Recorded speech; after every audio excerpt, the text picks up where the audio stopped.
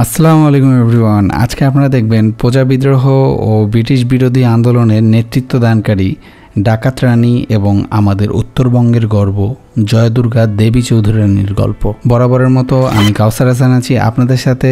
যারা আমাদের চ্যানেলটি এখনও সাবস্ক্রাইব করেনি বন্ধুরা দ্রুত সাবস্ক্রাইব করে ফেলুন।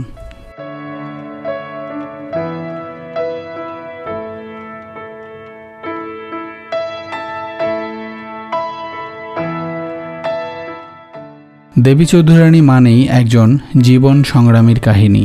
বাল্যকালেই যিনি হয়েছিলেন পিতৃহারা, দরিদ্রতার মাঝেই বেড়ে উঠেছিলেন দেবী চৌধুরী রানী।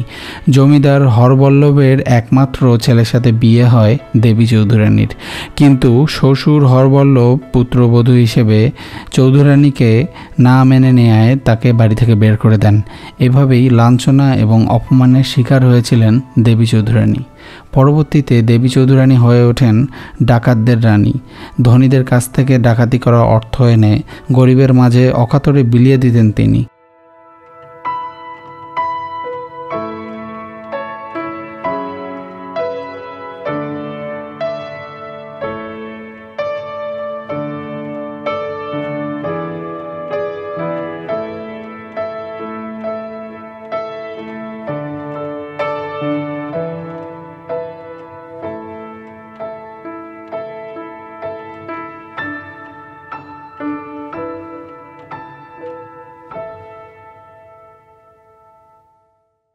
দেবী চৌধুরী রানী রংপুর জেলার পীরগাছা উপজেলার মাকসুদখা গ্রামে বসবাস করতেন। তার খননকৃত বিশাল চৌধুরী রানী দিঘি, চণ্ডীপুর দিঘি আজও টিকে আছে।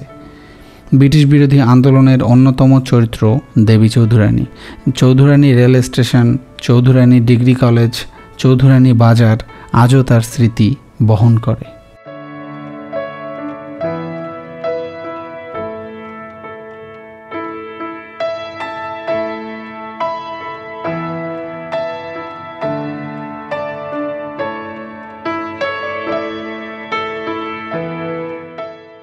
জনশ্রুতিতে জানা যায় রাজা জ্ঞানেন্দ্র নারায়ণ রায় 3 গম্বুজ বিশিষ্ট এই মন্দিরটি নির্মাণ করেছিলেন। 1783 সালের এপ্রিল মাসে বর্তমান পীরগাছা উপজেলার চণ্ডীপুর গ্রামে ইংরেজ বাহিনীর আধুনিক অস্ত্রের সাথে যুদ্ধ করে দেবী চৌধুরী রানী নিহত হন।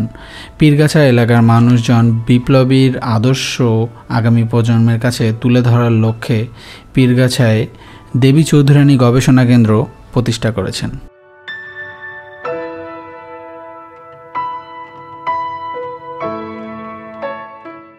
জমিদার অনন্তরাম প্রায় 8 একর জায়গা জুড়ে 1703 খ্রিস্টাব্দে মন্থনা জমিদার বাড়ি নির্মাণ করেছিলেন।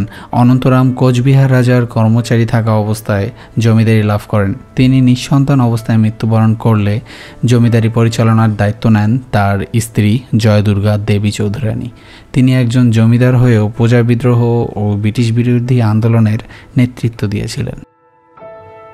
ভিডিওটি ভালো লেগে থাকলে অবশ্যই লাইক, শেয়ার, কমেন্ট এবং সাবস্ক্রাইব করবেন বন্ধুরা। পরবর্তী ভিডিও দেখার আমন্ত্রণ জানিয়ে এখানেই বিদায় নিচ্ছি।